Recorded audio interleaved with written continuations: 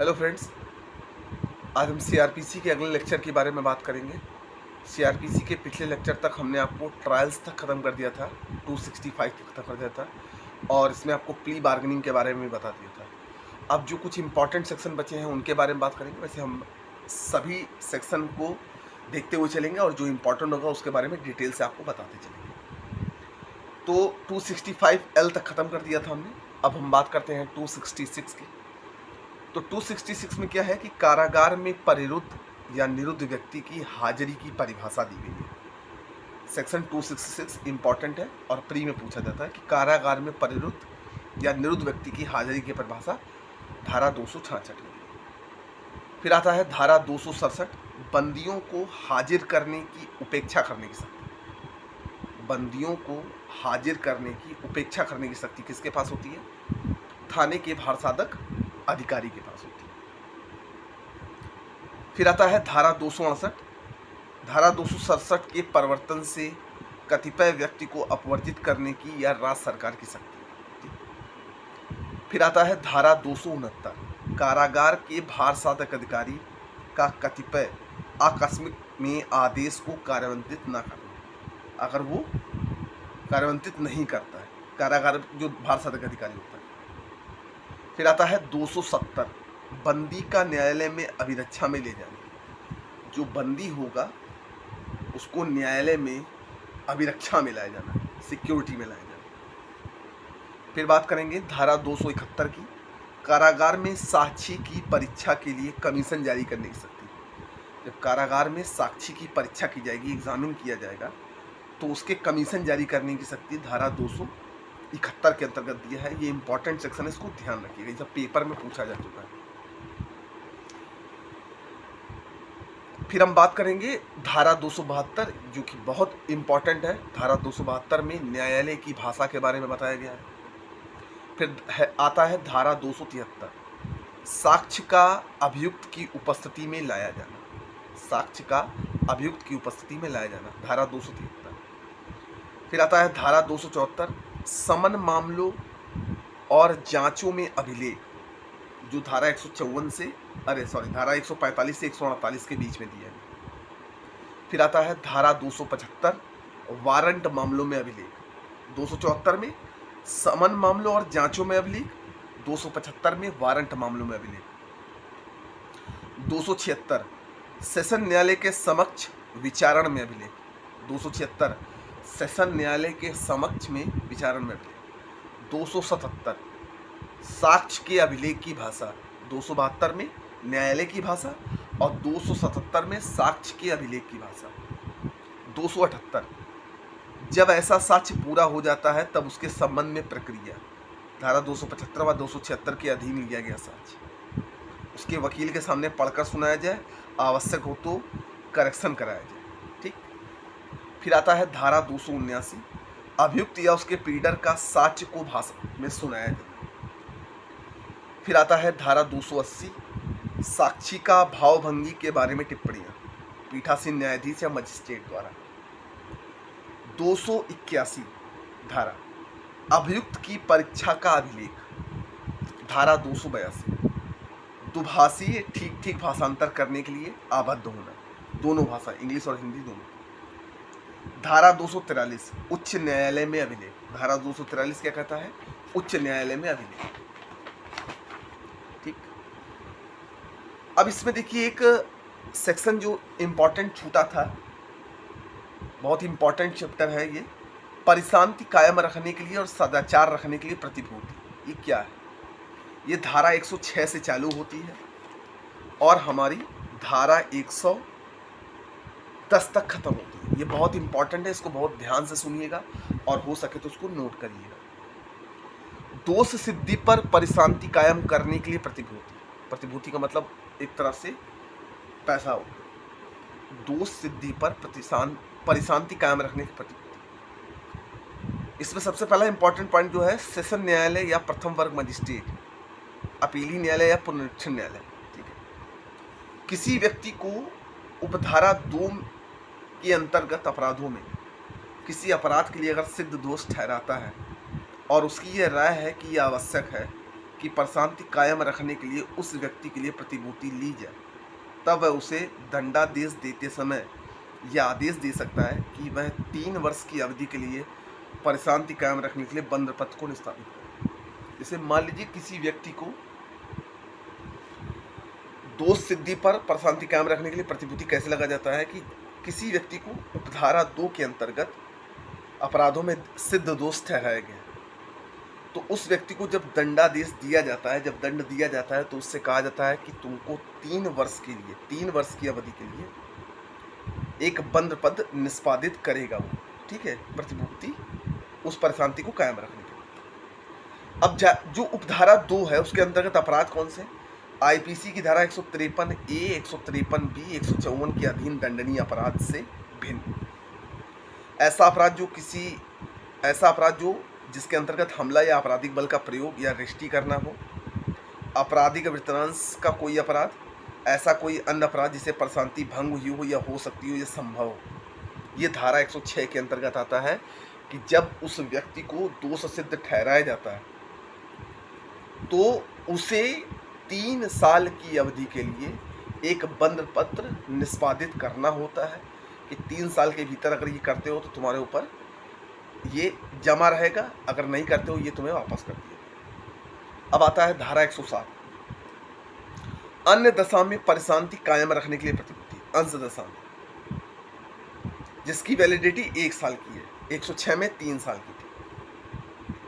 कार्यपालक मजिस्ट्रेट के द्वारा इत्तला मिलती है कि कोई व्यक्ति प्रशांति भंग करेगा या कार्यवाही करने का प्रयास करेगा या पर्याप्त आधार, ऐसा कोई व्यक्ति जो प्रशांति भंग करेगा, किया नहीं है ना, उसको दोष सिद्ध किया गया है, करेगा, तो उसको जब दंडादेश दिया जाएगा तो उसको 1 साल के लिए बंद पत्र को निष्पादित करना। फिर आता है धारा 108, राजद्रोहात्मक बातों को फैलाने वाले व्यक्ति से सदाचार के लिए प्रतिबद्ध,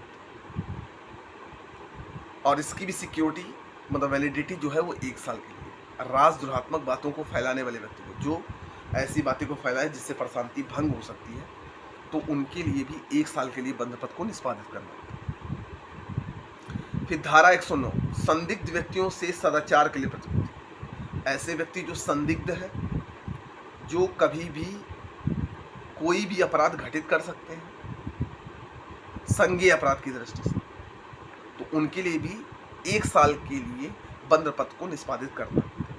फिर आता है 110, अभ्यासिक अपराधियों से सदाचार के लिए प्रतिबद्ध, जो अभ्यासिक अपराधी होते हैं, जो मतलब मानते नहीं है, बार बार करते हैं उसी किसी अपराध को, तो उनके लिए 3 साल की वैलिडिटी होती है। 3 साल के लिए उनको बंद पत्र को निष्पादित करना पड़ता है, क्योंकि वो एक कुख्यात अपराधी होगा। ठीक, अब इसमें हम अगले सेक्शन की बात करेंगे, धारा 284, कब साक्षियों को हाजिर होने से अभिमुक्ति दी जाए और कमीशन जारी किया जा सके। कब साक्षियों को हाजिर होने की अभिमुक्ति दी जाए। धारा 285, कमीशन किसको जारी किया जाएगा। 285, 286, कमीशन का निष्पादन कौन करेगा।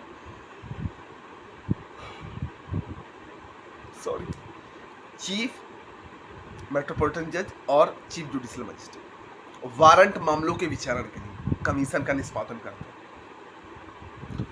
धारा 287, पक्षकार साक्षियों की परीक्षा कर सकेंगे। धारा 288, कमीशन का लौटाया जाना। इंडियन एविडेंस एक्ट की धारा 35 के द्वारा साक्ष्य में लिया जा सके। धारा 289, कार्यवाही का स्थान। धारा 284 के अधीन कमीशन की कार्रवाई को कुछ समय के लिए रोका जा सकता है, धारा 289 के अंतर्गत।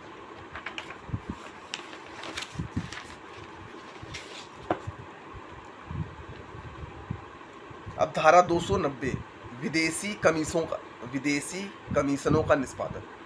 धारा 286, 287, 288 के अधीन के 3 उपबंध। फिर आता है धारा 291, चिकित्सीय साक्षी का अभिसाक्ष्य मजिस्ट्रेट द्वारा। धारा 292 का मजिस्ट्रेट की शिनाख्त रिपोर्ट, मजिस्ट्रेट जब शिनाख्त करता है तो उसकी रिपोर्ट जो दी जाती है वो धारा 292 एक के अंतर्गत। अब धारा 292 क्या है, टकसाल के अधिकारियों का साक्ष्य, जो नोट, प्रिंटिंग प्रेस, स्टाम्प, लेखन सामग्री होते हैं, टकसाल के अधिकारियों का साक्ष्य, धारा 292 के अंतर्गत। धारा 293 कतिपय सरकारी वैज्ञानिक विशेषज्ञों की रिपोर्ट। धारा 299 को साक्ष्य कब अभियुक्त की अनुपस्थिति में लिया जाएगा? साक्ष्य को कब अभियुक्त की अनुपस्थिति में, जब अभियुक्त नहीं है तो उसकी अनुपस्थिति में कब लिया जाएगा? जब वह फरार हो गया।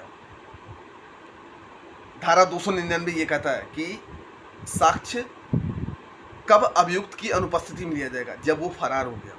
और इसी के साथ एक धारा 273 है, साक्ष्य का अभियुक्त की उपस्थिति में लिया जाना। ये इंपॉर्टेंट है, ध्यान रखिएगा। 299 कब है? जब जब अभियुक्त अनुपस्थित है अर्थात फरार हो गया है, तब साक्ष्य को लिया जा सकेगा, धारा 299 कहता है। और धारा 273 में जब साक्ष्य का अभियुक्त की उपस्थिति में लिया जाना, जब अभियुक्त उपस्थित है। धारा 284 साक्षियों को हाजिरी से अभिमुक्त दी जाए और कमीशन जारी किया जाएगा। 284 धारा 298 पूर्ण दोष सिद्ध और दोष मुक्ति कैसे साबित किया जाए? धारा 298 का ये प्रावधान है कि पूर्ण दोष सिद्ध और दोष मुक्त कैसे सिद्ध किया जाए। फिर आता है धारा 300, इंपॉर्टेंट है, एक बार दोष सिद्ध या दोष मुक्त किए गए व्यक्ति का उसी अपराध के लिए विचारण न किया जाना। मतलब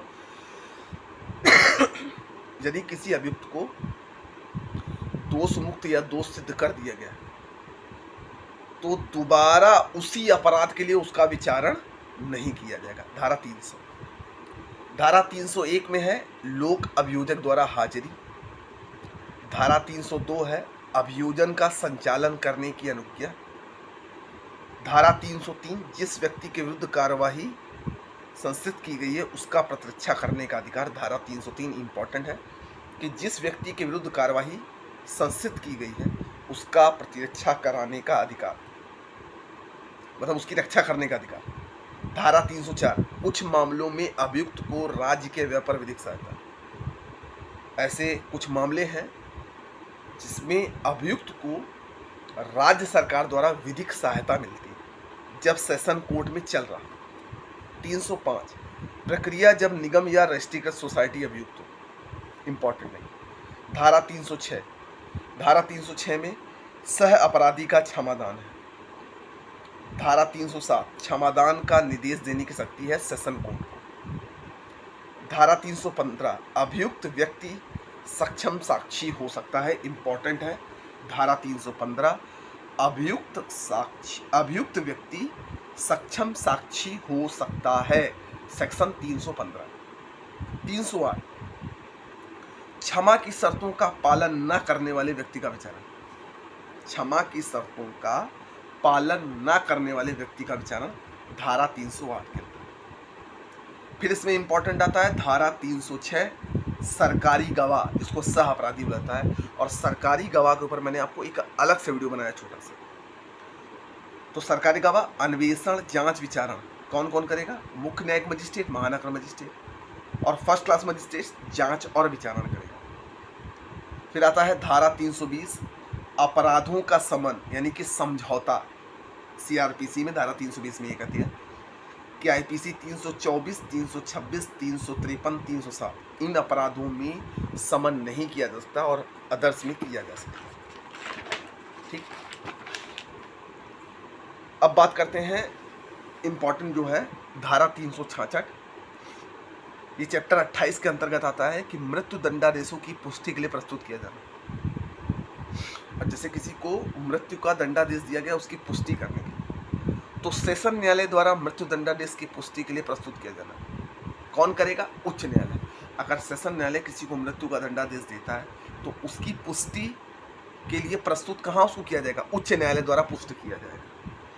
दंडादेश पारित करने वाला न्यायालय वारंट के अधीन दोष सिद्ध व्यक्ति को जेल की अभिरक्षा के लिए सुपुर्द करेगा।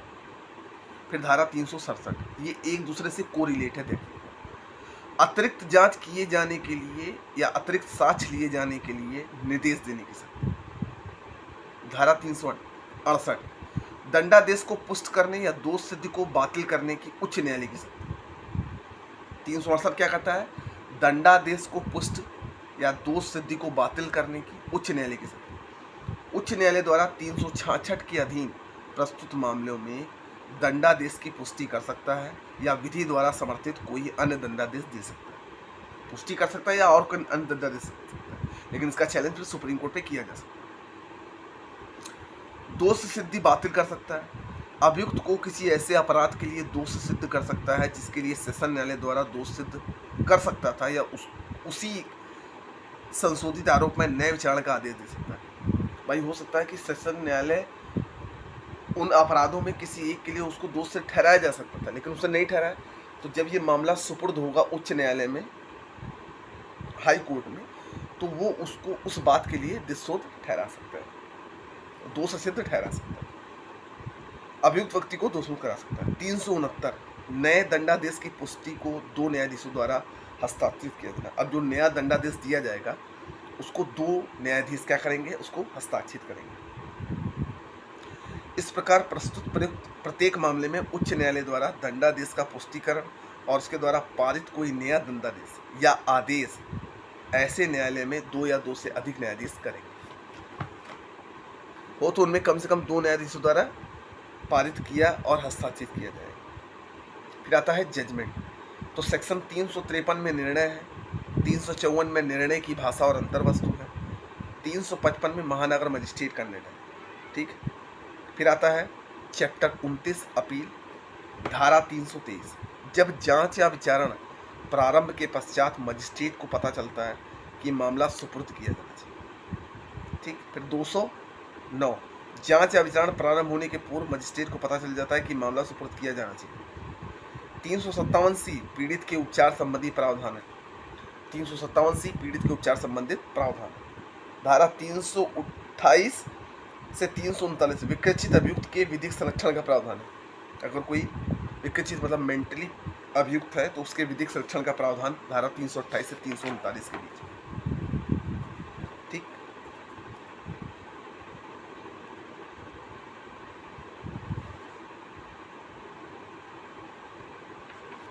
मैं उम्मीद करता हूं कि आपको इस वीडियो में जो बची हुई धाराएं थी उसके बारे में मैंने आपको बता दिया है। अभी भी अगर कोई धारा छूटती है तो आप मुझे कमेंट जरूर करेंगे। मैंने सीआरपीसी के सारे सेक्शन को और जो जो इम्पोर्टेंट था उसके बारे में आपको बताया, उसको पढ़िएगा। और इसके बारे में डिटेल से जो मेंस में क्वेश्चन बनते हैं उनके बारे में मैं डिटेल से आपको वीडियो बना के देता रहूँगा। तब तक के लिए धन्यवाद।